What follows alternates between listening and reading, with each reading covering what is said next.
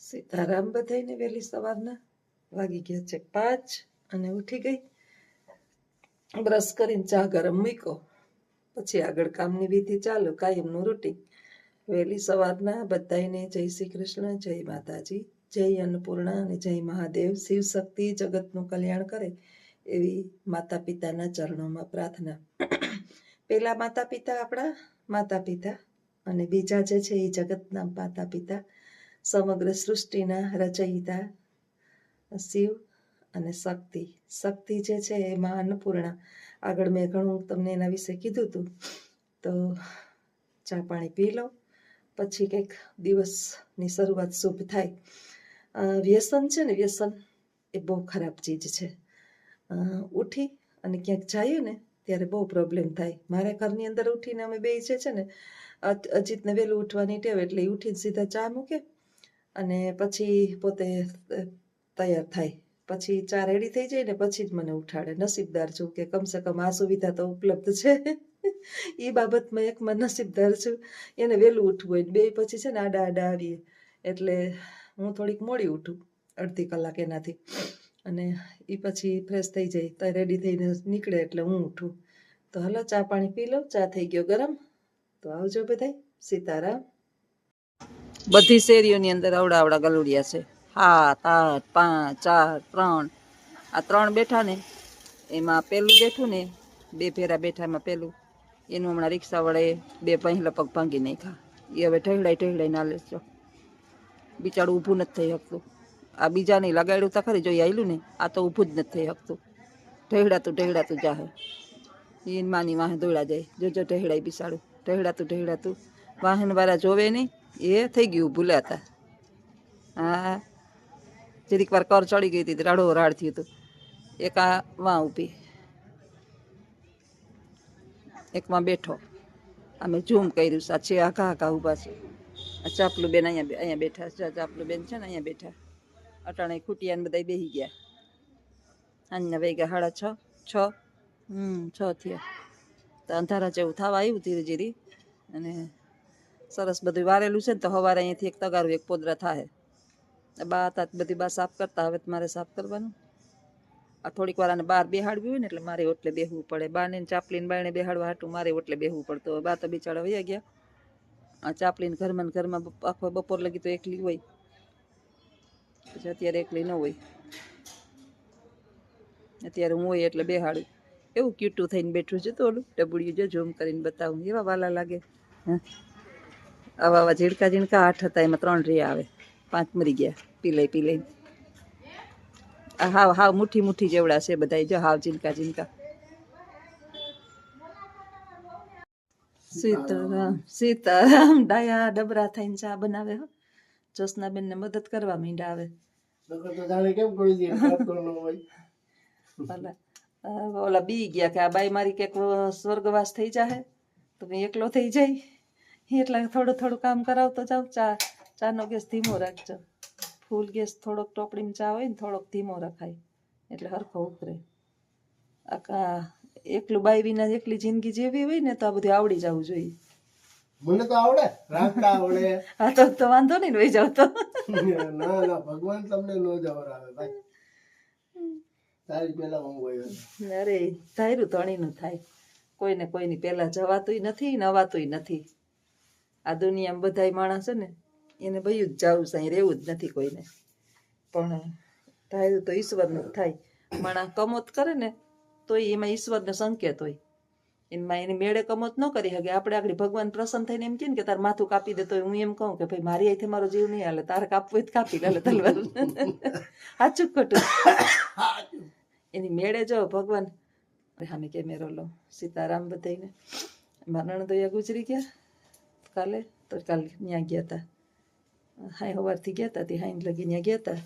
તો કૂતરા વાવે શેરીમાં ખખડાવા. આપણું ધાર્યું કાંઈ ન થાય. બધાને જો કમોત, ઘણાને કમોત કરવા હોય પણ જીવ ન હાલે. પછી આપને કંઈ ભગવાન એમ કે હાલ તારો હાથ કાપી દે ને, માથું કાપી દે ને, આ કાપી દે ને, આપણે લાગી જાય ને તો ભલે, આપણી રીતે આપણો જીવ ન હાલે. જોજો કાંઈ આપણી રીતે આપણો જીવ જ ન હાલે. અને જ્યારે આટલો બધો જીવ કાઢવાનું મન થાય ને, તેમાં ઈશ્વરનો સંકેત હોય. બાકી એના હરીવીના પાંદડું ન હલે. આ તો સ્વાભાવિક છે. એક દુઃખદ ઘટના અમારા પરિવારની અંદર બની ગઈ. ત્રીજા નંબરના બેન છે, એના ઘરવાળા મારા નણદોયાસ શિક્ષક હતા, સરકારી શિક્ષક, રિટાયર શિક્ષક, નિવૃત્ત શિક્ષક. 80 વર્ષ, આમ તો ઉંમર તો થઈ ગઈ હતી 80 વર્ષ, પણ બેહવાના દિવસો હતા ને, ભગવાને સુખ સુવિધા બધું આપ્યું હતું અને આયુષ્ય પૂરું થઈ ગયું એનું. તો કાલે આ ઘટના બની ગઈ ને કાકા આખો દિવસ જે છે એમાં એમાં પસાર કર્યો. તો સવારના ગયા હતા વહેલા 6 વાગ્યાના, તે હાંજે આવ્યા એની બધી વિધિને પતાવીને. હવે બસ 11 દિવસ સુધી હાલશે આવક જાવક ત્યાં. એટલે પાછા ઉઠી ગયા વહેલા ને બસ ભગવાન એના દિવ્ય આત્માને શાંતિ આપે. પાંદડું નહોતું દુભાયું એવું માણસ હતું, શિક્ષક દરજ્જાના માણસ ને તે મૃત્યુના સમયે કોઈને નડ્યા નહીં. જો તે દિવસે રજાનો દિવસ રાખ્યો. શિક્ષક રહ્યા ને, શિક્ષકે વિચાર કરે કે રજા દિવસ બધા શાંતિથી સૂતા હોય, બેઠા હોય, કોઈને રજા લેવી નહીં. સ્પેશિયલ રજાનો આપણે કહે ને કે રજા લેવી પડે ને તકલીફ ને. એનો દીકરો ને વહુ નોકરી કરે, 2 દીકરા ને 2 વહુ, એટલે બધાયનું વિચારી અને રજાનો દિવસ રાખ્યો એમ બધાયનું વિચાર્યું એને કે આજ રવિવાર છે તો તે દિવસે નિર્વાણધામ પામું. ઈશ્વર પાસે આપણું કાંઈ હાલે નહીં ભાઈ. ઈશ્વર એના પરમાત્માને શાંતિ આપે અને હારા ઘેરે જન્મ આપે, અથવા તો જન્મ પૂરો થઈ ગયો હોય તો દ્વારકાધીશ વૈકુંઠમાં વાસ આપે, એવી પ્રભુના ચરણોમાં પ્રાર્થના. આવજો બધાય. સીતારામ. સીતારામ. અટાણા વાગ્યા 9:05. અમારા મેડમને અટાણે હક નથી જોજી. અટાણે ગુવારા લઈને બેસી ગયા. શું કરું કયો? હાલો, કોઈ ઓપ્શન હોય તો બતાવો. ઓપ્શન તો હવે ઓપ્શન હોય તો બતાવો. સવારે ધડબડાટી હાલતી હોય, જલ્દી ઉઠવાનું, 2 ચેનલમાં વિડિયા બનાવવા હોય એટલે મૂકવાનું, એકાદો તૈયારી કરવાની, ગાય કૂતરાઓ માટે માણસ માટે રોટલી બનાવવાની, કામ કરવાનું. કામ તો કઈ 22 વાગ્યાથી કઈ કામ ઓછું નથી થયું. નીંદર એક પૂરી થાય કે નીંદરમાં રાતે ઉઠતા હતા ને બાના થોડા છીપી વાળા કપડા ની એ વધારે હતું. બાકી તો ઘરનું કામ તો એ તો આપણે કરવું જ પડે. 2 જણાનું રાંધવું, 3 જણાનું રાંધવું, પેટ તો ભેગા જ છે ને બધાયના, એટલે તૈયારી તો કરવી પડે.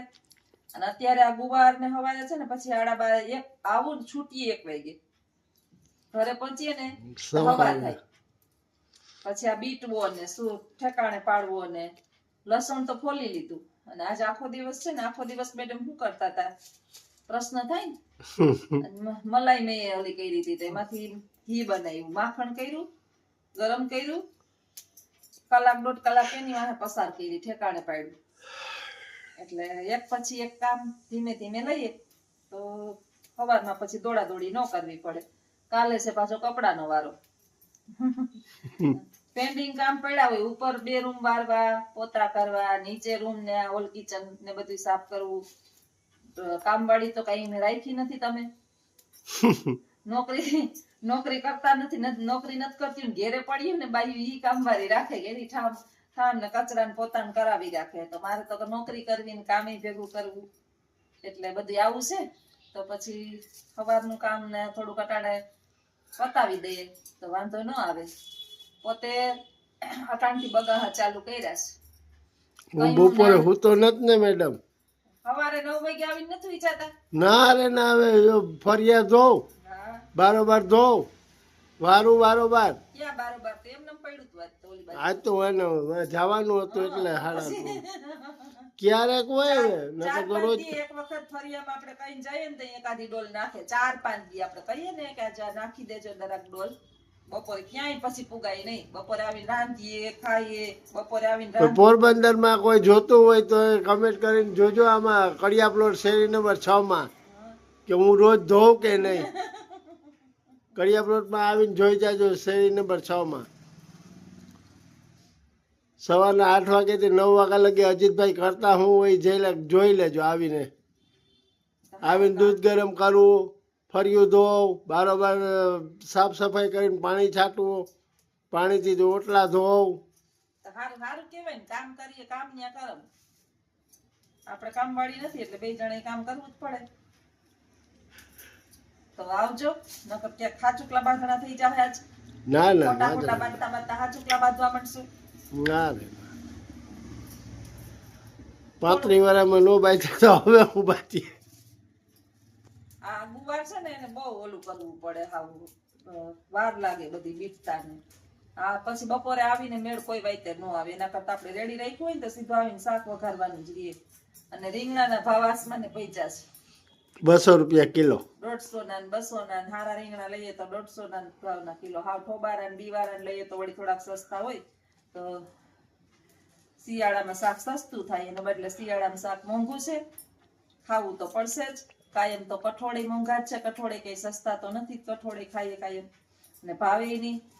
એકાત્રા વળી આપણે કઠોળ કરીએ, એકાત્રા તો લીલોતરી. હું તો ઓછા જ કઠોળ કરું. તો આવજો.